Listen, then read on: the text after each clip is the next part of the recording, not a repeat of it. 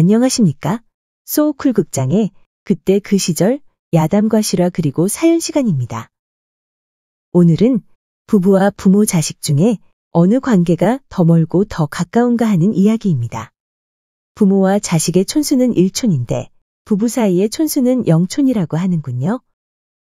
구독과 좋아요 그리고 알람 설정 부탁드립니다. 재미있고도 좋은 글로 보답하겠습니다. 옛날 강원도 영월 땅에 사냥을 직업으로 하는 사람이 있었다. 하루는 산중을 헤매던 중 풀숲에서 몸을 낮추는 짐승을 향해 활시위를 잡아당기고는 불이 나게 달려가서 보았다. 그런데 이걸 어쩌나 화살을 맞고 죽은 것은 짐승이 아니라 약초캐던 노인이 아닌가? 그 노인은 아내도 자식도 없이 약초를 캐서 생활하던 수십 년 전부터 잘 알고 지내던 사람이었다. 사냥꾼은 노인의 시체를 정성껏 염해서 범바위 바로 아래 양지 바른 곳에 묻었다. 그런 다음 목마를 때 마시려고 차고 다니던 표주박에 막걸리를 따라 놓고 눈물로 용서를 구하며 절했다. 사냥꾼은 비록 실수이긴 하지만 사람을 죽였으니 자신도 소나무에 목을 메고 죽으려 했다. 하지만 눈앞에 아른거리는 늦장가를 들어 얻은 외아들 동석이와 슬퍼 울부짖을 아내의 모습에 그만 올가미를 벗어던지고 집으로 돌아왔다. 힘이 하나도 없이 한숨만 푹푹 쉬는 남편을 보고 이상하게 생각한 부인이 무슨 일인가 하고 캐물었다. 자초지종을 털어놓은 사냥꾼은 날이 새면 관가에 가서 자수해야겠다고 했다. 그때는 이후 여하를 막론하고 살인자는 사형당하던 시절이라 부인이 펄쩍 뛰었다. 여보, 하늘 아래 그걸 아는 건 우리 세 식구뿐이잖아요. 당신 없이 우린 어떻게 살라고? 하며 울음을 터뜨렸다. 엄마가 통곡하니까 옆에서 두 사람의 말을 듣고 있던 외아들 동석이도 같이 울먹거렸다. 이튿날 아침 늦게 일어난 사냥꾼 부인이 개밥을 주려고 누렁이를 찾았지만 끝내 보이지 않았다. 이 판국에 개 한 마리 없어진 것이 무슨 문제가 될 것인가. 몇 번 찾다가 도망갔다고 생각하고는 그만 무시해버렸다. 언제부터인가 신만이한 사람이 종종 사냥꾼 집에 드나들었다.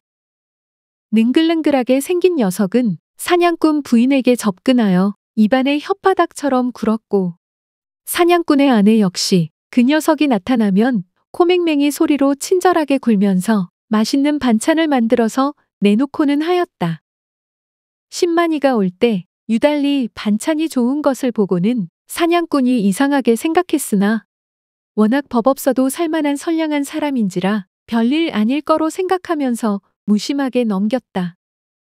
그렇게 저렇게 세월은 흐르고 흘러 6년이 지났다. 그 세월 동안 사냥꾼은 약초 노인이 세상을 뜬 날 저녁이 되면 꼭 용서를 빌면서 제사를 지냈다. 그 사이 이제 16세 소년이 된 동석은 보조 사냥꾼이 되어 아버지를 도왔다. 동석은 사냥감을 몰고 아버지는 목을 지키다가 활시위를 당겨 보는 족족 잡아들이니 얼마 안 가서 모피가 광 속에 가득 찼다. 그러던 어느 날 사냥꾼 부자가 멀리 경상도 지방까지 한 열흘 동안 사냥하고 집으로 돌아와 보니 이걸 어쩌나 집이 텅텅 비웠고 광의 문도 열린 채 있었다. 광 속의 모피를 몽땅 털어 부인이 집을 나간 것이다. 그 광경을 본 부자는 털썩 주저앉고 말았다. 사냥꾼은 사냥도 포기한 채 몇 날 며칠을 수소문했다. 그러다가 마침내 여자가 간 곳을 알아냈다. 신만이와 눈이 맞은 안악이 집의 모피를 모두 털어서는 영월 읍내에 새 살림을 차린 것이다. 사냥꾼 부자가 묻고 물어 그 집을 찾아갔다. 그 집 대문을 두 발로 차면서 동석 아버지가 호령했다.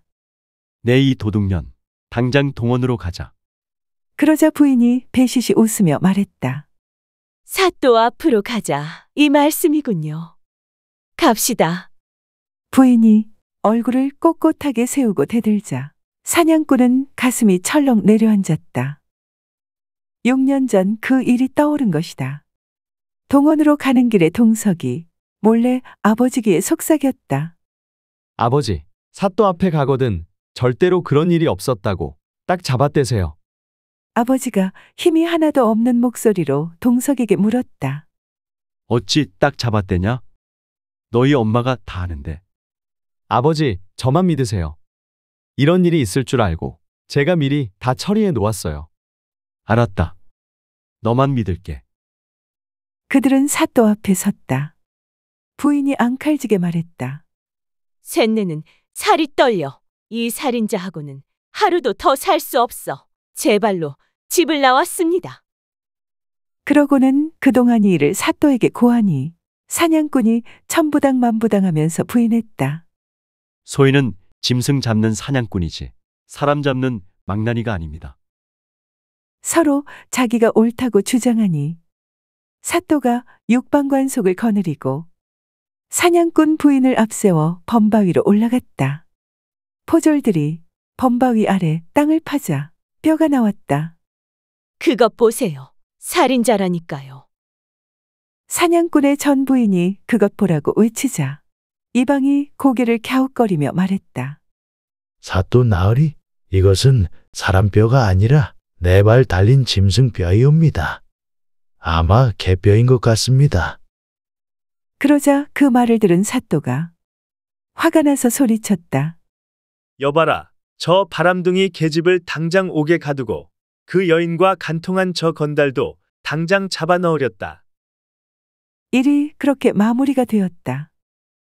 신만이의 집에서 잊어버린 가죽을 찾아서 소달구지에 싣고 집에 온 부자는 그날 저녁 호롱불 아래 마주 앉았다. 어떻게 된 셈이냐?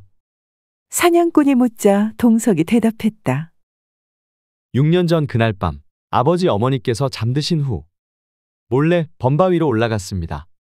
시체를 파내어 멀리 뒷산에 묻고는 가슴이 아팠지만 따라온 우리 집 누렁이를 잡아 그 자리에 묻었습니다.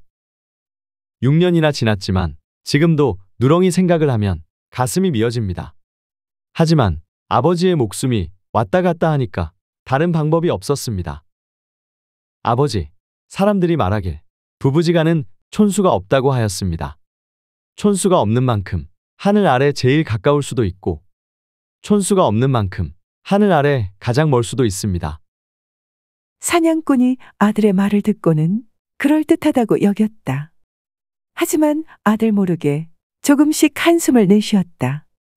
밤이 깊어 이불을 펴고 한 방에 누웠는데 동석이 입을 열었다. 아버지, 주무세요? 안 잔다. 어찌 잠이 안 오는구나. 제가 아까 들었는데 어머니는 나중에 원주가명의 감옥으로 가서 재판받을 수도 있대요. 그렇구나. 아버지, 당분간 혼자서 끓여 먹고 계실 수 있으세요? 왜? 어머니가 아버지와는 촌수가 없지만 저는 어머니의 몸을 받아서 태어난 존재니 일촌이 아닌가요? 그래서 하는 말인데 당분간 제가 영월 읍내로 가서 옥바라지하면 어떤가 해서요? 감옥에서는 밥도 안 준다는데 아침 저녁으로 식사 챙겨드리고 싶어요. 너는 어머니가 밉지 않냐? 미워요. 하지만 남녀 관계를 알기에는 제가 아직 나이가 어린데다 어머니는 저에게 천륜이잖아요. 그러니 아버지, 어머니 옥바라지를 하게 해주세요. 정말 그렇게 하고 싶냐? 예, 그렇게 하고 싶어요. 알았다. 그렇게 하려무나. 이튿날 아침 동석이 일어나니 아버지가 먼저 일어나 있었다. 일어나 있을 뿐 아니라 당장 필요한 물건을 지게에 잔뜩 실어 놓았다. 아버지, 일어나셨어요? 일어났느냐? 길이 멀다. 얼른 가자. 예, 아버지도 가시게요?